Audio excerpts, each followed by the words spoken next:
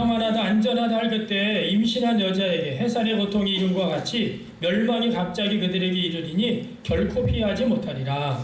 형제들아 너희는 어둠에 있지 아니하며 하나님과 같이 너희에게 만나지 말하나니 너희는 다 빛의 아들이요 낮의 아들이라. 우리가 밤이나 어둠에 속하지 아니하나니 그러므로 우리는 다른 이들과 같이 사지 말고 오직 죄와 정신을 지키자. 자는 자들은 밤에 자고 취하는 자들은 밤에 취하되 우리는 낮에 속하였으니 정신을 차리고 믿음과 사랑의 정신을 지키고 구원의 소망에 품을 쓰자. 하나님이 우리를 세우심은 노하심에 이르게 하심이 아니요 오직 우리 주 예수 그리스도로 말미암아 구원을 받게 하심이라. 예수께서 우리를 위하여 주사 우리와 하여금 깨어있든지 자든지 자녀와 함께 살게 하려 하셨느니라. 다 같이요. 그러므로 피차 권면하고 서로 덕을 세우기를 너희가 하는 것 같이 하라. 아멘. 할렐루야. 오늘도 하나님의 은혜와 복이 우리 모든 성도님들과 가정에 풍성하기를 간절히 축원합니다. 자, 오늘은 옆 사람하고 이렇게 인사해 보겠습니다. 종말에 대한 올바른 시각을 갖겠습니다. 네, 한 주간 동안 잘 보내셨습니까? 네, 우리 일부 예배도 31명이 예배를 드렸는데 우리 일부 예배도 좀 많이 예배를 드리고 있고요. 2부에도 이렇게 하나님의 말씀으로 이제 풍성해지는 또 하나님 앞에 예배하는 그런 시간이 되셨으면 좋겠습니다. 우리 6월 첫째 주, 둘째 주부터 고대 도시 데살로니가라고 하는 전혀 새로운 공동체에 대해서 배우고 있어요. 우리가 1장에서는 바울이 개척한 지 4, 5개월 만에 추방을 당했지만 그 교회가 얼마나 든든하게 세워졌는지 마게도냐와 아가야 지방에 믿음의 소문이 날 정도로 또 믿음의 본이 될 정도로 데살로니가 현상을 일으켰다. 이 부분에 대해서 우리가 함께 은혜를 나눴고요. 우리가 4장에 와서는 4장 1절에 하나님을 기쁘시게 하는 것이 뭘까? 하나님을 기쁘시게 하는 것은 하나님의 뜻대로 사는 것이었어요. 하나님의 뜻은 무엇이었느냐? 하나님처럼 거룩함에 이르는 것이었어요. 그런데 데살로니가 교회나 또 오늘 이 시대를 살아가는 이 도시 가운데 살아가는 여러분과 저에게 하나님의 뜻대로 거룩함을 살아가지 못하게 하는 세 가지 중요한 그런 장애물이 있었다고 했습니다. 그게 바로 우리가 4장에서 이야기하고 있는 성적인 문제와 또 경제생활, 물질적인 문제, 그리고 지난주에 나눴던 죽음에 관련된 문제였어요. 고대 도시에 살고 있기 때문에 이들에게는 하나님을 기쁘시게 하고 하나님의 뜻대로 살아야 되는데 그 뜻대로 사는 거룩함에 장애가 되는 이 세 가지가 동일하게 오늘 이 시대를 살아가는 우리에게도 이 세 가지가 장애물이 될 수 있다. 이건 어떻게 할 거냐? 여기에 대해서 우리가 지난주까지 나눴고요. 지난주에 우리가 죽음에 대해서 죽음은 잠시 자는 것이다. 그리고 만나는 날이 올 것이며 누구든지 죽음을 피할 수가 없다.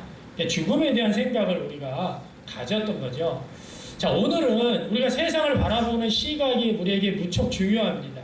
제가 지난번에 몇 년 전에 모르겠어요. 몇 년인지 모르겠지만 휴가를 받아서 열심히 고속도로를 달리고 있다가 휴게소에 들렸습니다. 휴게소에 딱 들어갔는데 아주 캄캄한 거예요. 휴게소가 불도 안 켜는 것처럼. 그래서 아니 무슨 휴게소가 이렇게 캄캄한가 좀 환하게 좀 밝히고 비춰놓고 환해야지 사람들이 오면 기분도 좋고 그러지 침침해가지고 어둑해가지고 왜 이럴까 하고 딱 봤더니 제가 선글라스를 끼고 있는 거예요. 제가 까만 선글라스를 끼고 있으니까 운전하다가 꼈는데 그걸 벗지도 않고 그냥 휴게소에 들어가니 휴게소가 그냥 캄캄한 거죠. 잘 보이지도 않고. 그래서 안경을 딱 벗는 순간, 선글라스를 벗는 순간 환한 세상이 보이더라고요. 마찬가지입니다. 우리가 어떤 사회 문제나 어떤 사안을 바라볼 때 우리가 어떤 안경을 쓰고 바라보느냐가 매우 중요해요. 어떤 시각으로 바라보느냐. 그래서 어떤 사람은 찬성하기도 하고 반대하기도 하는데 우리가 수많은 문제 가운데 어떤 시각을 가지고 있느냐가 그 사고가 시각이 굳어버릴 때가 있어요. 바뀌기 어려워지는 상황에 처할 때가 많다는 거죠. 그래서 우리가 이 세상을 살아가면서 이 땅에 사는 사람이라고 하면 누구나 우리에게 아주 중요한 시각이 있습니다. 오늘 여러분들과 제가 너무나 중요한 메시지예요. 종말에 관한 시각이에요.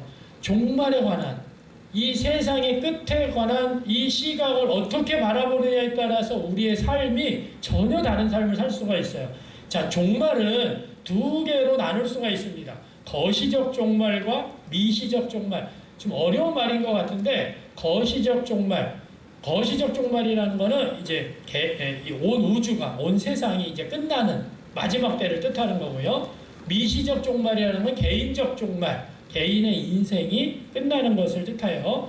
자, 여러분들 주보에 보면 제가 설교 요약을 간략하게 해놨습니다. 주보랑 같이 보시면 설교 말씀이 더 잘 이해가 되니까 주보에 이렇게 써가면서도 보셔도 되고요. 그래야지 졸지도 않고 똘망똘망하게 말씀을 들을 수가 있어요. 오늘은 한 사람도 안 졸았으면 좋겠어요. 우리가 두세 사람이 조는데 오늘만은 제발, 오늘 아주 중요한 말씀입니다.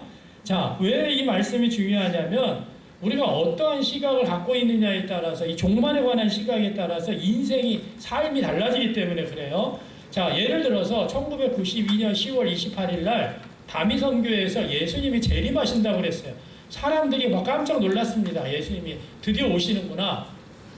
생업을 포기하고 가족을 다 버리고 재산을 다 팔고 이 다미선교회로 다 모여들었습니다. 이 이장님이라는 이 나쁜 놈이 아주 그냥 목사인데 말이 목사지, 거짓말로 이렇게 해서 온 세상을 교란케 했어요. 여러분, 10월 28일 날이 아니라 만약에 이번 12월 25일 날 예수님이 오신다. 그럼 여러분들이 지금 앞으로의 삶이 어떻게 있을까요? 오늘부터 앞으로 12월 달까지 12월 25일 날 지구의 종말이 온다. 예수님이 내려오신대. 자, 여러분들이 지금처럼 살까요? 여러분들의 삶이 완전히 달라진다는 거죠. 그러니까 내가 종말, 끝의 삶을 어떻게 생각하느냐, 어떤 시각을 가지고 있느냐에 따라서 내 삶이 자체가 달라진다는 거예요. 결론적으로 무슨 말이냐? 종말과 더불어서 그 다음에 무엇이 있느냐? 매우 중요합니다. 그것을 믿느냐, 믿지 않느냐. 이것이 중요해요. 왜? 내가 죽음 이후에 개로 태어나고 돼지로 태어나고 뭐 이상한 거로 태어난다. 뭐 다시 인생으로 환생한다. 이런 거를 믿는 사람과 우리의 종말이 끝나면 하나님의 나라가 최종적으로 완성이 되고 그 나라에서는 구원과 심판이 확연하게 구별이 된다. 이걸 믿느냐와 믿지 않느냐는요, 또 엄청난 차이가 있다는 것이에요. 그래서 오늘은 이 종말에 관한 시각이 우리의 삶의 천양지차로 달라지는 삶을 살 수 있기 때문에 이 종말에 관련된 내용들을 사도 바울이 오늘 데살로니가 교회 성도들은 이미 알고 있어요. 자세히 알고 있어요. 그런데 다시 한번 세세하게 이것을 그들에게 이야기를 하고 있습니다. 거기에서 가르쳤겠죠. 짧은 시간이었지만 종말의 마지막 때를 가르쳤을 거예요. 그 시각을 가르쳤을 거예요. 그리고 그들이 그렇게 살고 있어요. 그런데 다시 한번 이 데살로니가 전서를 쓰면서 5장에서 오늘 1절부터 11절에서 아주 세세하게 짚어가고 있어요. 여러분들과 오늘 저에게 주시는 메시지라고 여러분들도 생각하시고, 데살로니가 교회 성도들뿐만 아니라 여러분들과 저의 이 마지막 때 지구 종말의 끝이든 내 인생의 끝이든 어떻게 내가 종말을 바라봐야 되고 그 다음의 삶을 내가 어떻게 살아야 되고 그리고 어떻게 우리가 하나님의 나라의 종말에 입각한 영성 생활을 해야 될 것인가, 오늘 이 내용 말씀을 통해서 은혜 받는 시간이 되셨으면 좋겠습니다. 자, 먼저 우리 종말에 관한 두 가지 시각과 두 가지 삶이 있어요. 오늘 1절부터 3절에 보면 종말에 관해 다른 두 시각이 나옵니다. 첫 번째는요, 주님의 날이 반드시 온다고 믿었던 데살로니가 성도들이었어요. 자, 우리 한번 1절, 2절 읽어볼까요? 시작. 형제들아,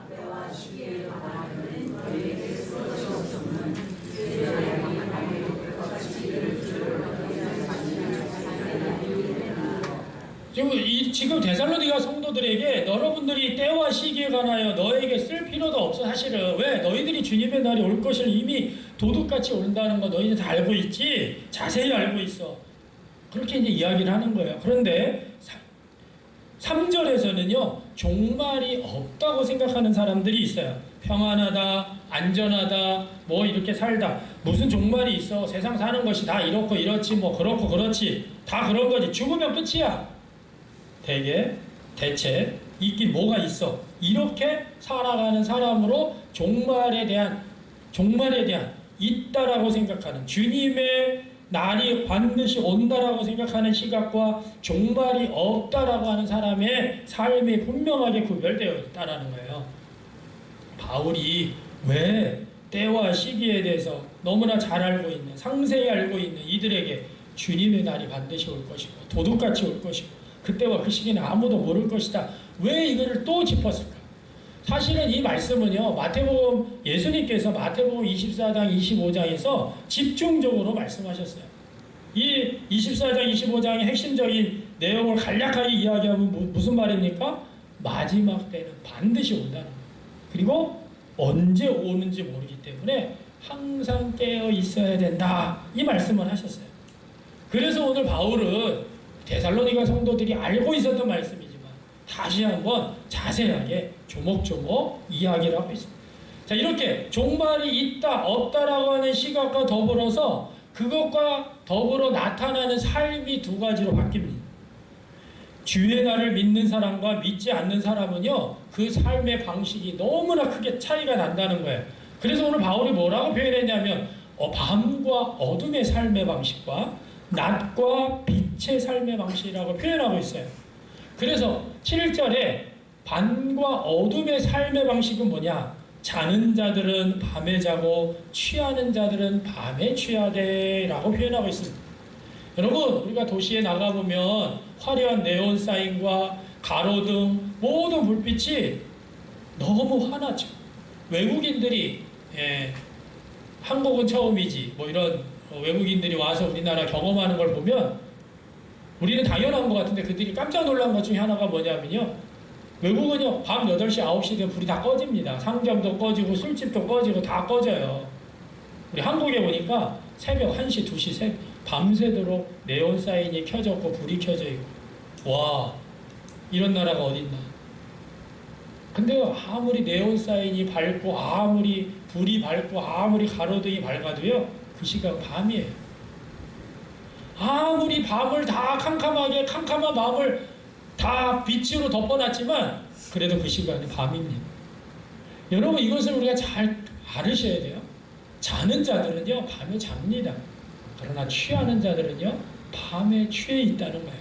그래서 6절에 잠잠치 말고 깨어서 정신을 차려라, 이 말은 뭐냐면 밤이나 어둠에 속한 사람이 있고 낮에 속해 있는 자녀들이 있기 때문에 우리는 낮에 속해 있는 자녀처럼 살아야 된다, 이 말씀을 하고 있는 거예요.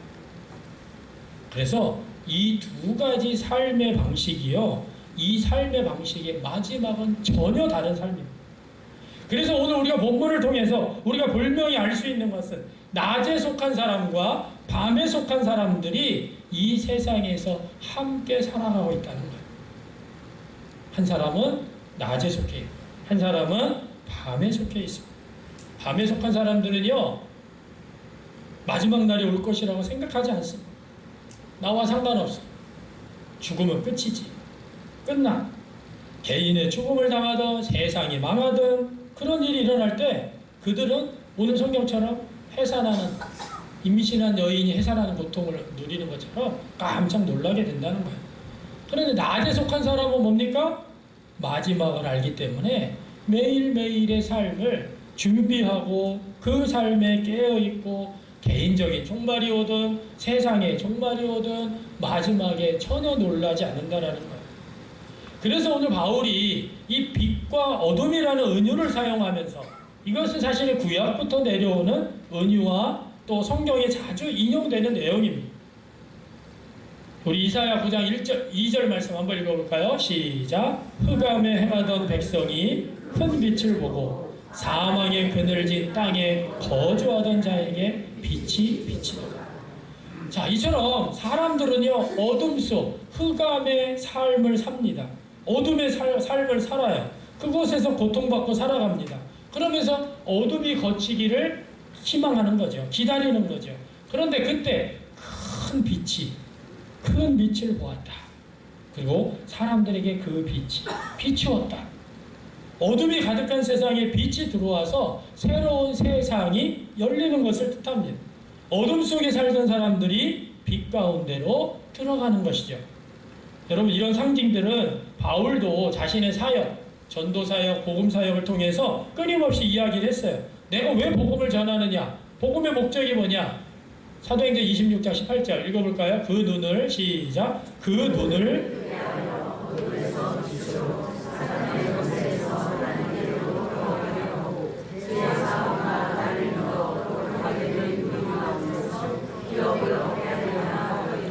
아멘. 사도 바울이 복음을 전한 목적이 뭡니까? 왜 매를 맞아가며 감옥에 갇혀가며 왜 그렇게 복음을 전했느냐? 그들의 눈을 뜨게 해서. 눈을 뜨게 해서. 어둠 가운데서 캄캄해서요. 지금 죄악 가운데 살면서 어둠 가운데 살고 있다는 거예요. 그 어둠에서 빛으로 사단의 권세에서 하나님께로 돌아오게 하고 죄사함과 나를 믿어 거룩하게 된 무리 가운데 기업을 얻게, 하나님의 나라의 기업을 얻게 하려 하는 이유다. 베드로도 마찬가지. 베드로전서 2장 9절 우리가 너무나 잘 알고 있는 말씀이죠. 읽어볼까요? 그러나 시작. 그러나 너희는 왕같은 거룩한 나라요 그의 소유가 된 백성이니 이는 너희를 어두운 데서 불러내어 그의 기이한 빛에 들어가게 하신 이의 아름다운 덕을 선포하게 하려 하심이라. 아멘. 우리가 어떤 사람이냐? 거룩한 택하신 족속이고 왕같은 제사장이고 하나님의 소유된 백성이고 거룩한 나라예요. 왜 우리를 이렇게 엄청난 일들을 우리에게 맡기셨어요? 어두운 데서 불러내서 기이한 빛에 들어가게 하신 그 예수 그리스도의 아름다운 덕을 선포하게 하려 하심이라.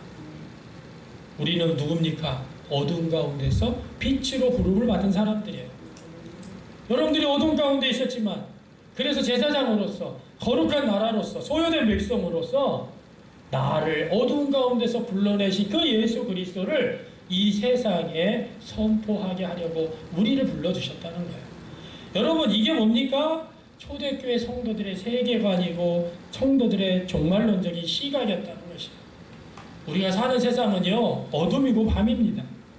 예수님이 빛으로 오셨어요. 그리고 우리는 그분을 믿을 때 우리는 빛으로 옮겨가게 되는 것입니다. 빛에 속하게 되는 것이에요. 그런데 지금은 현재는 어둠이라는 세상, 나직과 공존하는 세상에서 우리가 살고 있는 것이에요. 그런 사실을 우리가 알아야 된다는 것이에요. 왜? 그래야 우리가 전혀 다른 삶을 이 세상 속에서 살아갈 수 있기 때문에 그래요. 하나님의 나라를 우리가 살린다고 하는데 하나님의 나라를 알기 시작하면은요 어둠에 속한 삶을 살 수가 없습니다. 낮에 속한 삶을 살 수밖에 없다는 거죠. 그러면 그 다음에 결과도 달라질 수밖에 없어요. 그래서 우리가 하나님 나라 시각으로 바라보는 것이 매우 중요합니다. 그러면 그렇게 우리가 시각으로 바라볼 때 우리의 인생을 산다는 것이 뭘까요? 오늘 7절부터 10절에서는 소속과 목적과 근거를 명확하게 우리에게 분명한 삶이 무엇인지를 말씀해 주고 있어요. 자, 먼저 소속입니다. 소속이 어떻게 됐어요? 어둠에서 빛으로 소속이 바뀌었어요. 자, 5절에 빛의 자녀이며 낮의 자녀라고 그랬어요. 우리 성경 일반 우리 개역개정에서는 빛의 아들, 낮의 아들 이렇게 표현했는데 딸은 제외인가? 이렇게 생각하지 마시고 딸들은 시험 들지 마시고 이 말은 대표성이에요. 그래서 우리가 세 번역을 보면 빛의 자녀, 낮의 자녀, 아들과 딸 다 포함이 된다는 것이에요. 무슨 말입니까? 그리스도인은 빛과 낮에 속한 빛의 자녀이고 낮의 자녀라는 것이에요. 우리는 어둠에 속한 사람이 아니라는 거예요. 여러분 세상은 어둠에 속해 있습니다. 세상 사람은 어둠에 속한 사람들이에요. 이들은 밤에 속해 있기 때문에 아직 빛의 비춤을 받지 못한 사람들이에요. 아니면 빛을 보았지만 빛으로 옮겨가지 않은 사람이에요. 아니면 아직도 빛을 받아들이지 않은 사람들입니다. 우리가 교회를 오래 다닌다고 해서 교회를 다닌다고 해서 빛의 자녀가 되는 것이 아니에요. 낮의 자녀가 되는 것이 아니에요. 빛을 받아들이는 그래야 빛의 자녀가 되는데요. 우리는 잘한 것도 없이 별로 선하지도 않았지만 이 빛을 받아들인 사람들이에요. 메시아신 예수를 우리 주인으로 받아들여서 어둠에서 빛으로 소속이 바뀐 거예요. 빛의 자녀, 낮의 자녀가 되었다라는 것입니다. 이걸 우리가 여러분 잘 아셔야 돼요. 자, 그러면 우리가 살아가는 궁극적인 목적은 무엇입니까? 바로 구원을 받는 것이에요. 자, 오늘 9절 말씀 한번 읽어볼까요? 하나님이 시작. 하나님이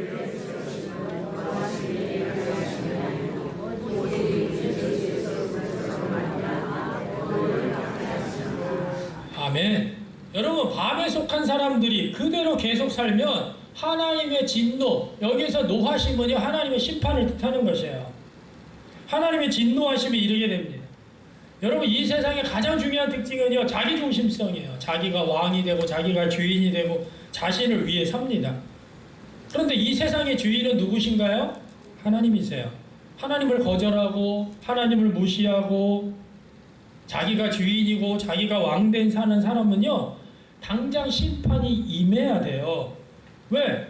어둠 속에 살아가는 것, 그런데 어둠 속에 살아가는 이 빛을 거부하고 하나님을 무시하고 하나님을 거부하고 그러면 이미 하나님의 심판이 이미 임해야 되는데 어둠에 사는 자체가 현재적인 심판이라는 거예요.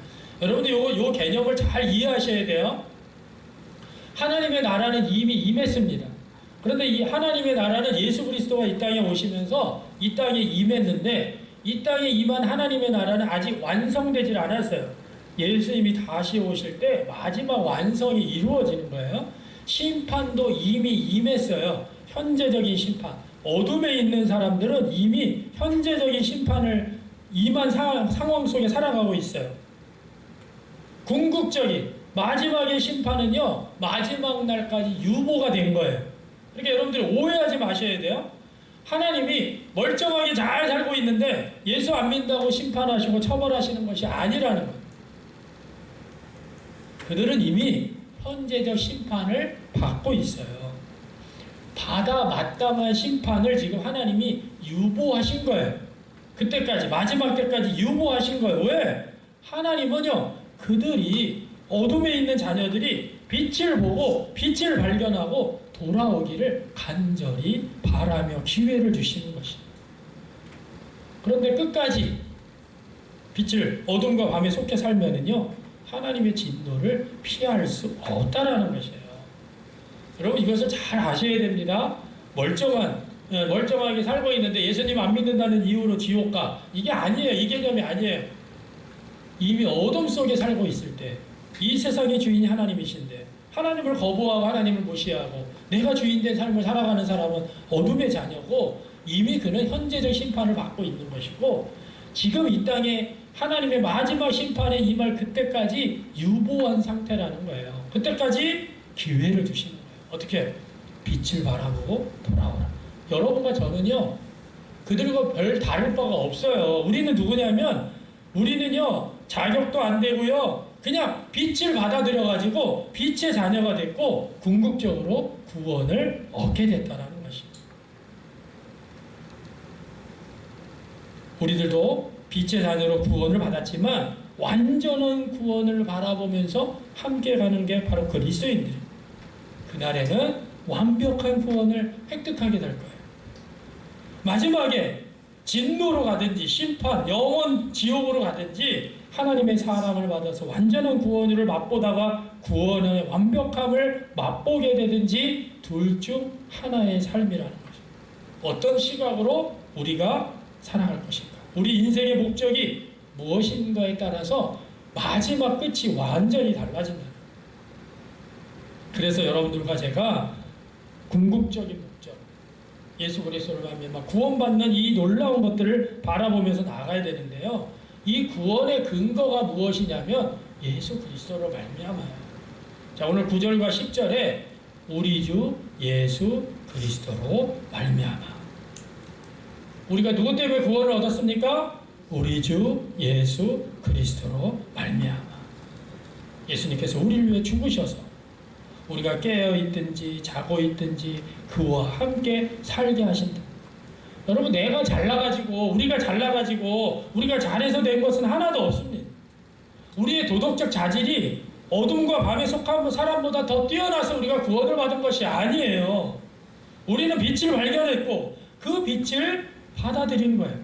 그 빛을 받아들일 수 있었던 것은 우리를 위해서 돌아가신 십자가에 죽으신 예수 그리스도로 말미암아 그것 때문에 가능하다라는 것이죠.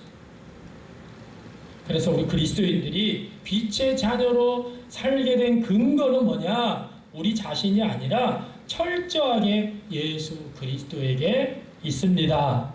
할렐루야. 여러분들 많은 분들이요 기독교에 대해서 오해하고 있어요. 무슨 오해냐? 하나님 나라의 현재적 삶에 대한 이해 없이 그냥 죽으면 천당 간다. 이렇게 믿는 그리스도인들이 너무 많아요. 이렇게 살다가 죽으면 천당 가겠지.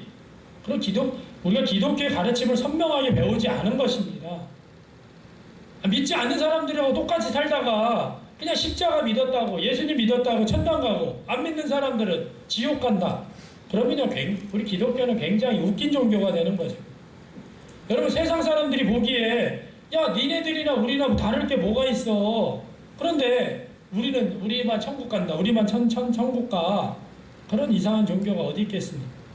그리스도인들은 하나님의 은혜라고 하지만 비그리스도인들에게는요 말이 안 되는 거죠.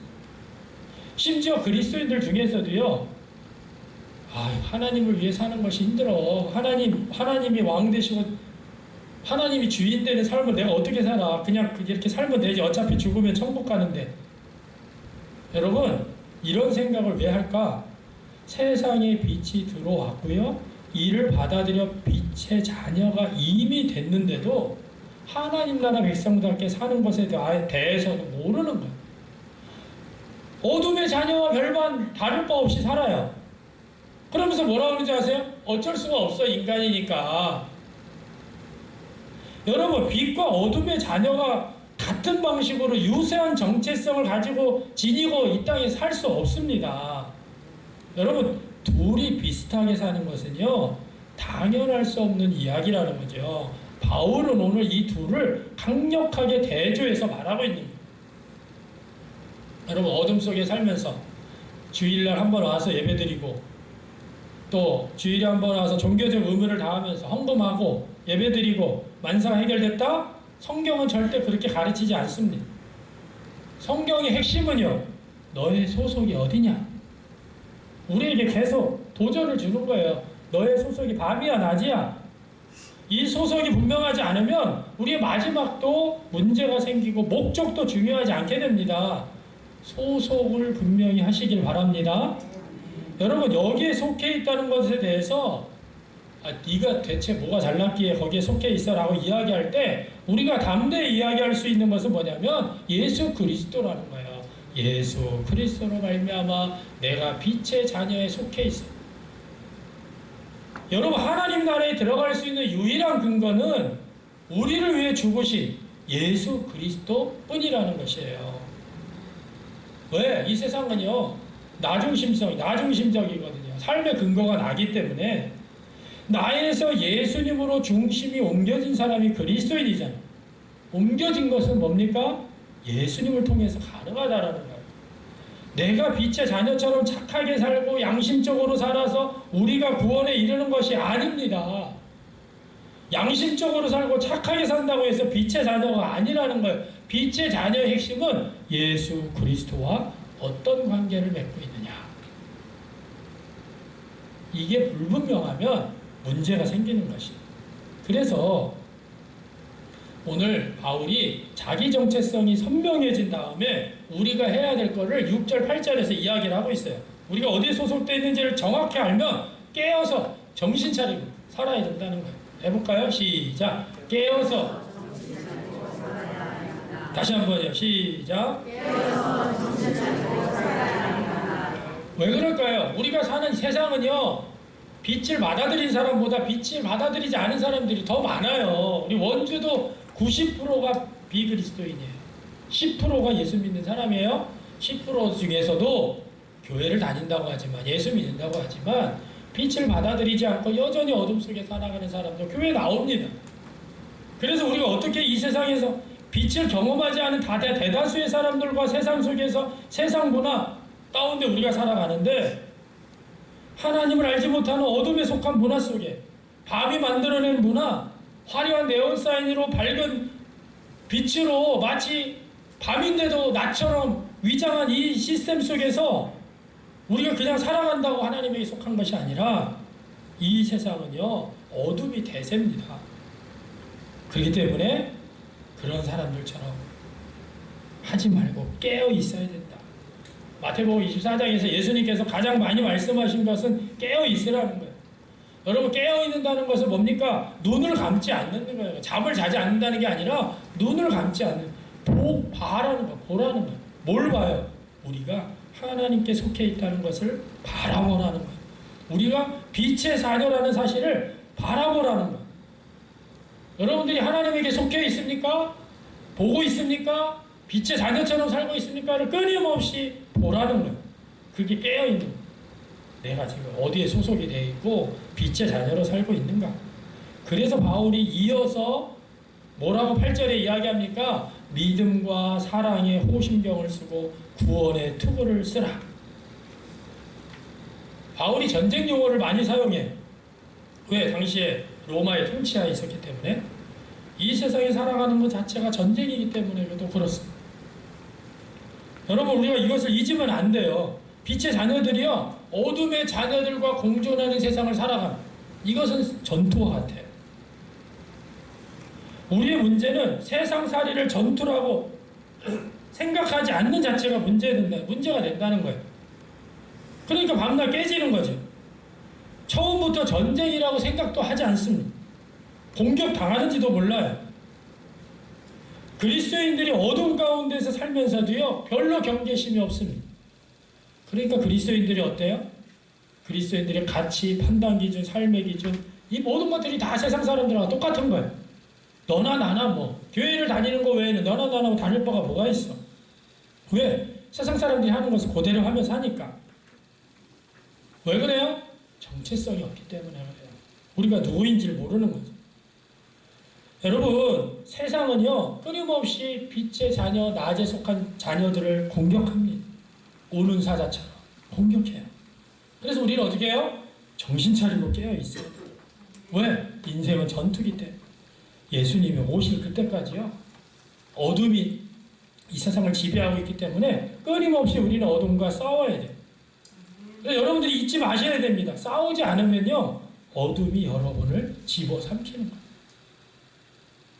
전투는요 하지 않을 수 없는 필수 조건이지 선택이 아니에요. 해도 되고 안 해도 되고 아닙니다. 왜?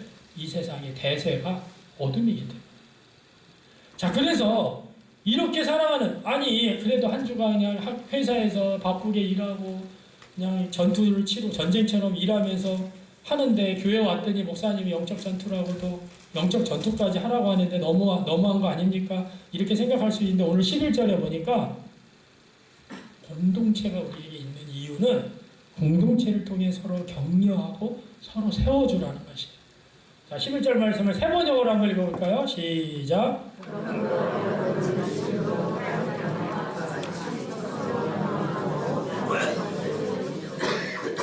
여러분들이 지금 공동체 데살로니가 교회를 통해서 여러분들이 지금 하는 것처럼 서로 격려하고 서로 덕을 세워주십시오. 여러분 낮에 속한 사람들은요 세상에서 치열하게 전투적으로 그렇게 살다가도요 공동체로 들어왔을 때에는 서로 격려하고 서로 세워야 된다는 것이에요. 그래서 우리에게는요 격려가 필요합니다. 바깥 전투가 심할수록 싸움이 치열할수록 공동체 내부에 들어와서는요 서로 격려가 넘쳐야 돼요. 때로는 전투에서 지고 다칠지언정 서로 보듬어 안아야 됩니다. 힘들었겠구나. 잘 싸웠어. 좀 맞았구나. 멍들었구나. 서로 기도하면서 격려하는 거죠. 근데 이거는요 말씀대로 살다가 다쳤을 때예요. 세상 사람들처럼 똑같이 살다가 하나님 말씀과 무관하게 세상처럼 살다가 터지고 깨져서 여기 와서 위로해 주세요가 아니라 말씀대로 살다가 보니까 어둠과 싸우다 투쟁하다 보니까 이렇게 다치고 저렇게 다치고 너무 힘들어요. 그럴 때 우리가 그래 힘들었겠구나. 잘 싸웠어. 괜찮아. 우리가 함께 기도해 줄게. 이게 뭐냐면 공동체예요. 자, 오늘 서로 세워주라. 우리 개혁개정하고 세번역에서는 서로 덕을 세우다라고 표현하고 있지만 이 말의 원래 단어의 뜻은요, 집을 짓다라는 뜻이에요. 서로 세워줘라. 여러분, 우리는 인생의 집을 다 지어가고 있습니다. 여러분도 여러분들의 인생의 집을 짓고 있어요. 그 집을 잘 지을 수 있도록 서로 돕는 것이 서로 세워주라는 겉면의 뜻이라는 거예요. 우리는 어둠 속에 속한 사람들이 아니야. 우리는 빛에 속했어. 그래서 그런 상황과 환경 속에서도 말씀으로 잘 이겨냈어. 잘 싸웠어. 좀 힘들어서 터지고 멍들고 돌아왔지만 괜찮아. 우리가 함께 할 때 이게 뭐냐면 빛에 속하도록 집을 같이 지어주도록 돕는다는 거예요. 영원한 가치가 있는 것들로 인생을 채우도록 서로 돕는 것이 바로 서로 세워준다는 뜻입니다. 그래서 우리가 이렇게 예배를 드리죠. 오늘 우리 식사하고 속회를 모입니다. 이런 게 뭐냐면 서로 격려하며 세워주며 축제를 하는 거예요. 밖에서는 세상에서는 전투하고 안에서는 축제를 하는 것입니다. 언제까지요? 예수님이 오시는 날 완전한 구원을 획득할 때까지 세상에서 빛의 자녀로 치열하게 전투하고 교회에 와서는 서로 모여 위로하고 축제를 벌이며 예수님이 다시 오실 그날을 기다리며 살아가는 것입니다. 더 나아가서 하나님께서 오래 참으심으로 우리 태신자들이 당할 마지막 심판을 유보하고 계시는 동안 그들에게도 이 빛을 알려서 그들도 빛의 자녀가 되어 함께 축제를 누릴 수 있도록 도우며 사는 것이 그리스도인의 인생이고 그리스도인의 삶의 방식이에요. 왜 우리가 태신자 축제를 하느냐? 우리만 빛의 자녀가 되고 우리만 영원한 하나님의 나라를 경험하고 우리만 축제를 벌이는 게 아니라 심판이 유보되어서 여전히 진노로 달려가고 있는 어둠의 자녀들에게 우리가 빛을 소개하고 빛으로 초청하고 또 그들도 빛에 함께 축제를 누릴 수 있도록 우리가 태신자들도 축제를 하는 이유가 바로 이런 이유입니다. 여러분, 이러한 영성은 바른 영성에 기초할 때만 가능합니다. 기독교의 진정한 영성은요, 하나님의 나라를 기초로 한 종말론적 영성이에요. 종말을 어떻게 바라보는지, 어떤 시각을 가졌는지에 따라서 우리의 영성이 달라집니다. 바울 사도가 더 쓸 필요도 없어. 너희들이 너무 자세히 알아. 이러면서도 왜 하나하나 다시 한번 되짚어가느냐? 이게 너무나 중요하기 때문에 그래요. 여러분, 종말론적 영성을 다시 두 단어로 압축하면 전투와 축제입니다. 우리는 어둠과 밤이 여전히 지배하는 듯한 이 세상에 살지만 감사하게도 하나님의 은혜에 힘입어서 빛과 낮에 속하게 됐어요.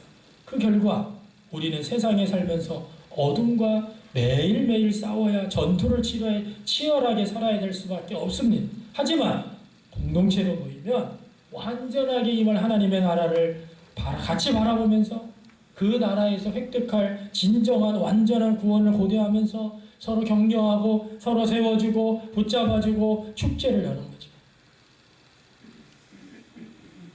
전투와 축제, 이것이야말로 종말론적인 영성의 정수입니다.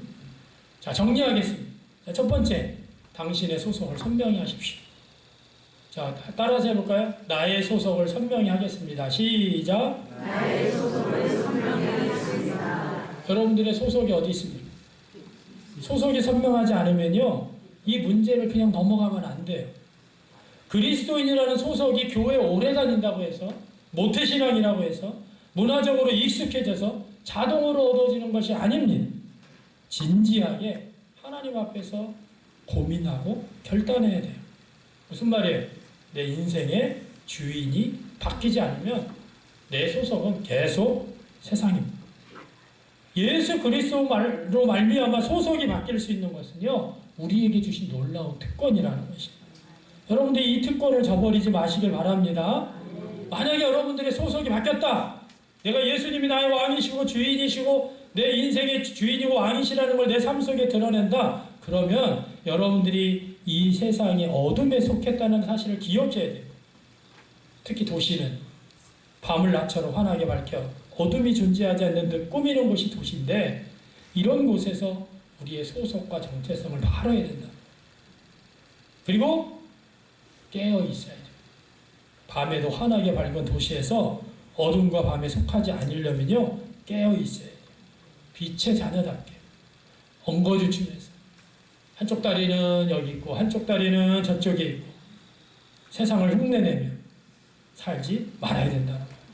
그리고 마지막 세 번째, 빛의 자녀답게 전투적으로 사십시오. 그러다가 함께 모일 때는 축제를 엽시다. 각자 자신의 인생의 집을 세울 수 있도록 서로 격려하며 즐겁게 살아야 됩니다. 여러분, 세상을 바라보는 시각 중에서도요, 이 종말을 바라보는 시각 무엇보다도 오늘 중요합니다. 이 바른 시각을 가질 때 우리의 눈이 밝아져서 빛으로 위장한 이 도시의 어둠 속에서도 빛의 자녀답게 살 수 있다라는 것입니다. 오늘 이 시간 하나님 나라에 기초한 이 종말론적 영성, 여러분들이 이 시각을 바로 알고 그 삶을 살아내고 그것을 통하여서 우리가 축제와 전투 속에서도 축제를 벌이는 여러분과 저의 삶이 되기를 주님의 이름으로 간절히 축원합니다. 우리 함께 오늘 말씀을 의지해서 기도할 텐데, 나는 어떤 시각으로 어떤 소속에서 지금 내가 살아가고 있는가? 우리 공동체는 서로 격려하고 서로 세워가며 모일 때마다 축제를 벌이고 있는가? 다시 한번 오늘 말씀을 붙들고 여러분들이 기도하셨으면 좋겠습니다. 이 시간 나의 소속이 어딘지 명확하게 정확하게 모르는 사람은 반드시 저를 찾아오셔야 돼요. 어둠에, 그리고 내가 바른 정체성 속에서 영적 전투를 바라보고 있는지를 여러분들이 다시 결단하시고 말씀 가운데 나아가는 시간이 되셨으면 좋겠습니다. 다시 기도합니다. 좋으신 하나님, 그렇습니다.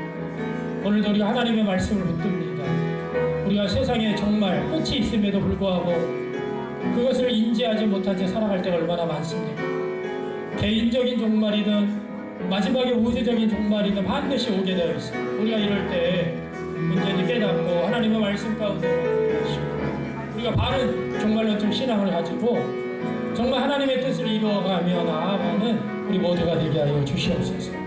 그래서 우리가 정말 이 마지막 세대에 어둠에 속한 자녀가 아니라 빛의 자녀로, 낮에 속한 자녀로서의 삶을 온전히 살게 하시고 마지막에 구원에 이르는 우리 모두가 되게 하여 주시옵소서.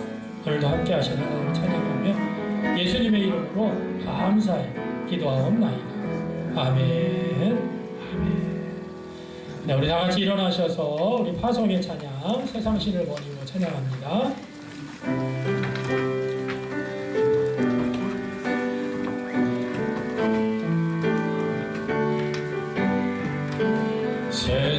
세상신을 버리고 하나님께 돌아와 살아계시고 참되신 하나님 섬기며 그 아들 주 예수 오시기 기다리니 그 나라 선사하신 우리 주님 찬양해 믿음의 행위와 사랑의 수고로 우리 주 예수께도 소망의 인내로 모든 사람 모든 성도 본이 그 나라 완성하실 우리 주님 찬양해 서로 위한 쉼없는 기도와 감사로 앞선 선배들과 주님을 본받아 아름다운 이야기 삶으로 이어가니 그 나라 왕이신 우리 주님 찬양해. 아멘. 기도하겠습니다. 지금은 우리 주 예수 그리스도의 은혜와 하나님 아버지의 그 크신 사랑과 성령님의 감화 감동 역사 교통하심이 하나님 나라 시각으로 우리의 종말을 바라보며 그 삶을 살아내며 또한 영적 전쟁의 이 현장에서 전투하며 또한 함께 모여 공동